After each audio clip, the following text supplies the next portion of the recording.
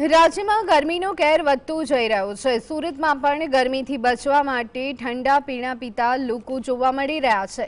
ખાસ કરી અને ધરતી પરનું અમૃત ગણાતા શેરડીનો રસ પીવા માટે લોકો ઊભા રહ્યા હતા। ગરમીથી બચવા માટે વાહન ચાલકો રૂમાલ અને ટોપીનો સહારો લઈ રહ્યા છે।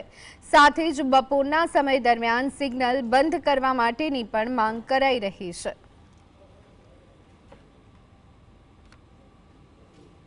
પ્રમાણ ખૂબ જ વધી રહ્યું છે ત્યારે શહેરવાસીઓ હવે રસની લારીઓ પર રસ પીતા પર નજરે પડી રહ્યા છે। આપણે સૌપ્રથમ એ દ્રશ્યો બતાવવાનો પ્રયત્ન કરી રહ્યા છે કે શહેરમાં ગરમીનું પ્રમાણ ખૂબ જ વધી રહ્યું છે અને તેના જ કારણે જે નાના બાળકો હોય મોટા લોકો જે છે તે શેરડીનો રસ પીને અત્યારે સહારો કરી રહ્યા છે। કેટલી ગરમી છે શહેરમાં?